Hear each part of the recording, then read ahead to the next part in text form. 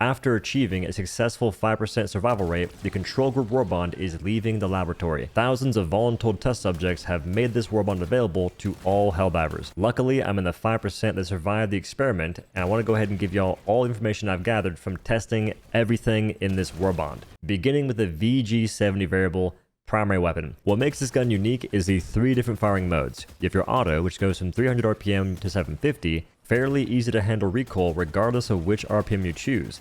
In this mode, you mostly go after these small critters, and for me, I was tap firing on a lot of enemies, especially against the automatons. Volley, you fire 1 round from all 7 barrels at the exact same time.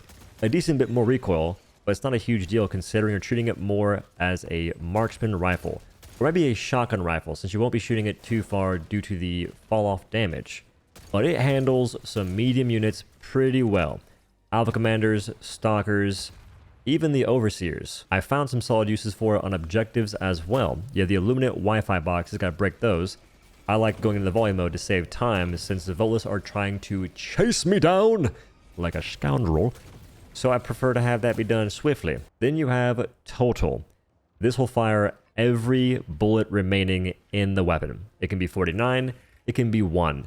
If you're firing more than 23 rounds, more than 22 rounds, you'll get sent back flying, especially if you dive backwards, and eventually break your right arm. For me so far, it takes 3 shots to do that while standing up.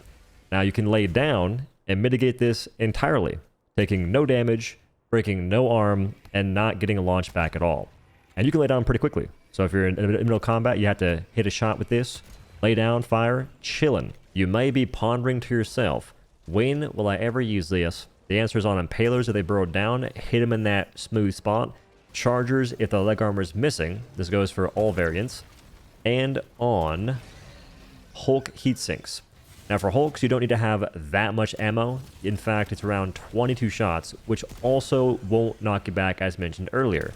So you have a lot of options for this. On a subjective note, it sounds amazing, looks freaking cool, has a really wicked reload. So the gun has a lot of things going for it, but I do believe the main selling point is the different firing modes. Otherwise, it'd just be another assault rifle, essentially.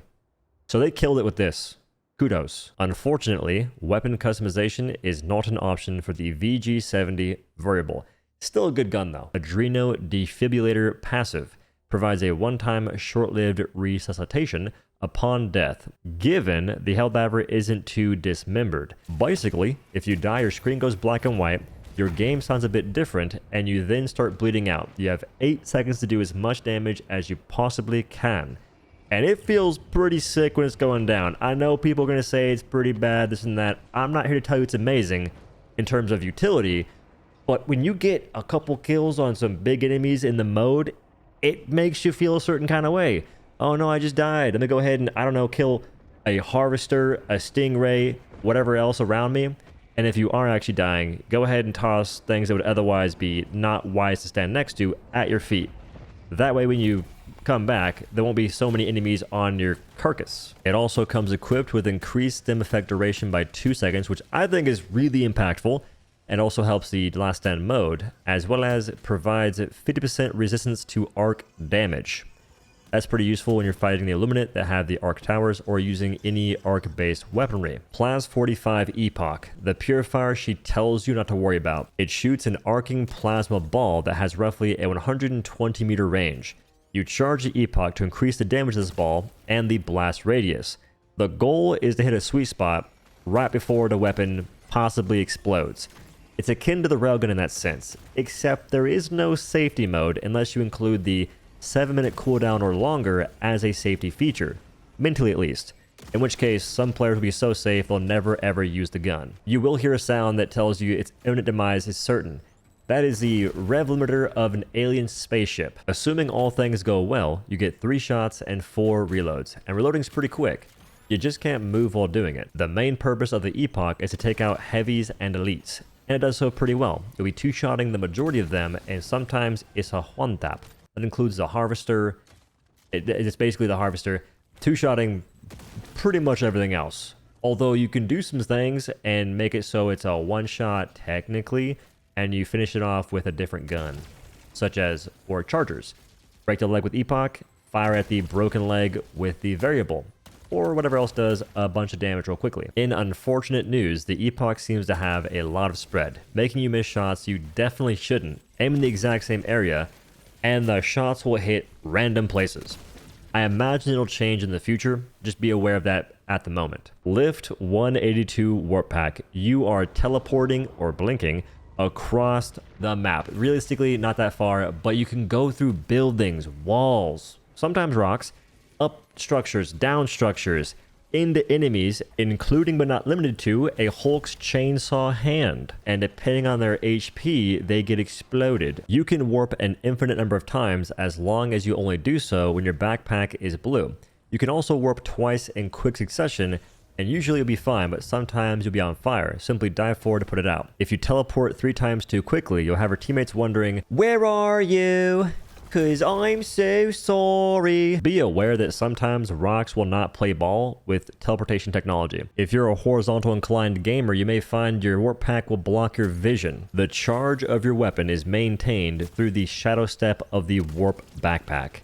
That means you can charge a quasar, railgun, epoch, teleport, and fire the shot off from your new location. Big fan. G31 Arc Grenade. Imagine if Zeus and Jimmy Neutron got together and put lightning in a Pringles can, cut it in half, and then you could just throw it at the ground and have it bounce arcing to enemies. With Heavy Pen, dealing 100 damage. It says 100 damage.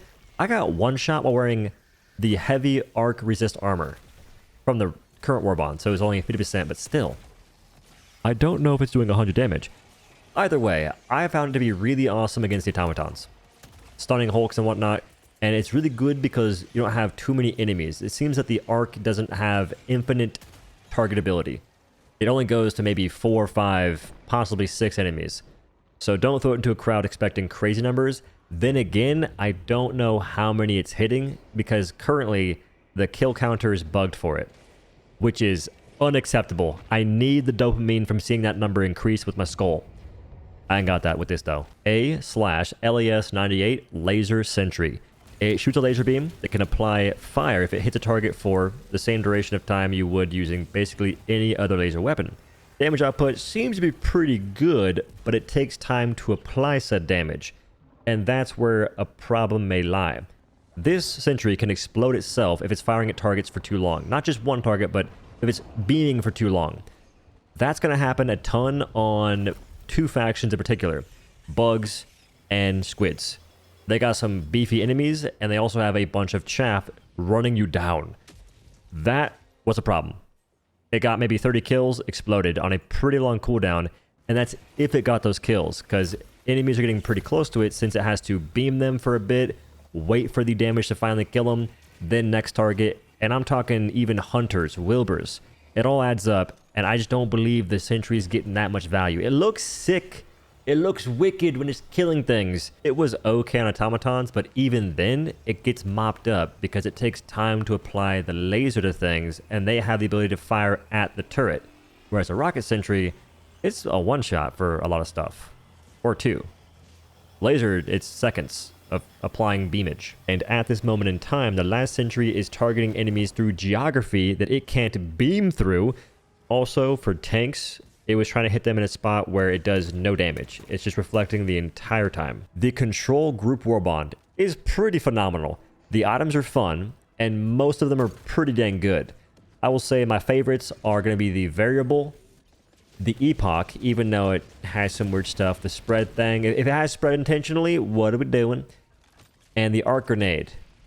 Especially the Warp Backpack. Arc Grenade's pretty cool. I want to see the kill numbers. I'm being lied to that I'm being misled that I can't see them, but I still like it. I will say the Adreno bleed out time is excessive. 8 seconds, that's all we get. I don't know, man. I know you can stem, but we take a lot of damage in this game. So you get hit, you pop a stem, you're going to be out of them by the time you die, usually. Like, come on. Maybe if it gave you stems when you died. You pop Adreno Defibrillator passive, which you have to be fully intact to even do in the first place. Make it give me back 2 stems. And increase the bleed out timer a little bit. And the Laser Sentry. That thing is kind of scuffed just a little bit. It looks wicked. It looks phenomenal. But lasers are kind of lackluster for various reasons. At least they can aimbot. That's kind of sick. Overall, I recommend this Warbond pretty highly. The Warp Backpack alone is worth it. A trend I've noticed in most Warbonds is players don't care how fun or good items are, they care about how they look when playing the game. Which is perplexing, but go on. Drip-wise, I believe this Warbond is pretty snazzy. Although, it's kind of hard to match up this armor with the colors to our other helmets. The intended matching set does look sick for the armor. The emote, protect your eardrums, I like that you can see what's happening. It plays a pretty impactful role due to all the explosions, so that'll be freaking sick, get some usefulness. Capes are okay. Those are kind of also hard to match stuff with. I like the banner background, just because it makes your character stick out based on the armor you choose. The more neutral colors, I think I'm using that correctly. And the player title, exemplary subject. I'm not changing from cadet, but that's a good one. The Superstore has the light armor version with the Adreno passive, the Schema Laid Bare cape, which looks cooler than the one in the Warbonds, and the emote is Enthusiastic Mirth. Enthusiastic Mirth, my lord. The variable is what I would say the only really good assault rifle in the game, or the automatic ballistic weapon. Maybe controversial. Anyway, thanks for watching, and have a good day.